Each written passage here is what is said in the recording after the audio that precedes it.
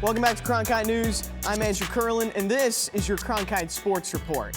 Golfers teed it up for the first day of the WM Phoenix Open today at TPC Scottsdale. Last year, the tournament restricted attendance to just 5,000 fans per day due to COVID.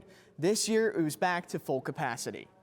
And the crowds did not disappoint. Fans poured in bright and early, with many heading straight to that famous 16th hole. The enclosed grandstand seat 20,000, and there's usually a line to get in. The People's Open is packed once again with enthusiastic golf fans. Like nothing compares to this, right? I mean, you have hundreds of thousands of people out here enjoying themselves. The weather is awesome. It's great. Like, it's not just a golf event, it's a social event. Super Bowl 56 is just a couple of days away in Los Angeles. Cronkite News reporter Gareth Kwok explains how a former Chandler High School quarterback and now LA Rams QB went from a career-threatening injury to potentially becoming a Super Bowl champ. Bryce Perkins is one win away from accomplishing something that every NFL player dreams of winning, a Super Bowl title. The former Chandler High signal caller is also on the verge of becoming the first Super Bowl winner in his NFL football family, featuring his father Bruce, Uncle Don, and older brother Paul. None of us have made it to a Super Bowl, put it that way. And so for Bryce to make it early in his career with the journey that he's been on, we're super proud. Perkins' path has crossed Arizona State, Arizona Western College, and the University of Virginia. But his journey all started at Chandler High, where he led the Wolves to their first state title in over 60 years. Just did some amazing things. He was the first to really, be the pioneer to kind of lead that way and lead Chandler, into the culture that we really have, today. Perkins' success has also seen some setbacks. At an ASU practice, he fractured 2 of his vertebrae, threatening to end his career.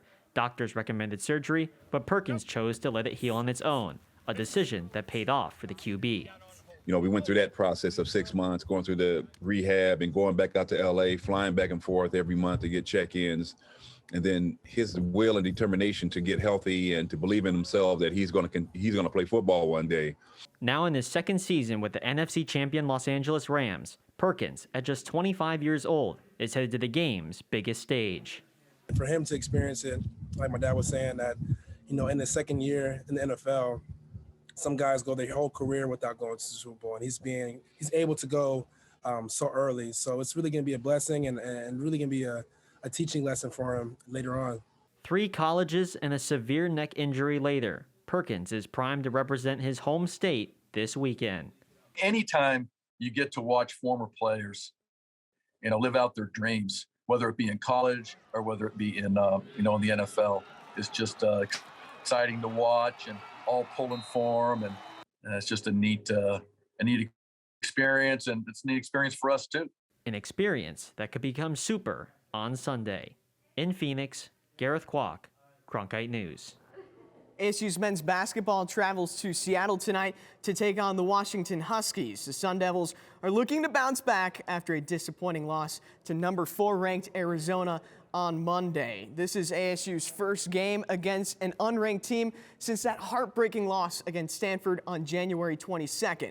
During that 15-day span, the Sun Devils played 5 games and went 1-4. It was the longest streak of consecutive games against a ranked opponent by a Pac-12 team in 20 years.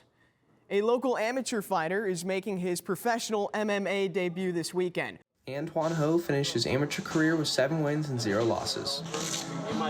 A big reason for his success at this point in his young career is his willingness to train with the best at MMA Lab in Phoenix.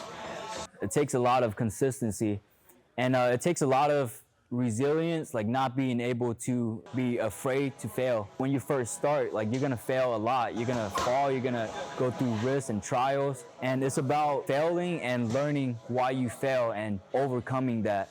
Ho is currently the #1 ranked amateur flyweight in the Southwest region and is looking forward to putting his skill set to the test.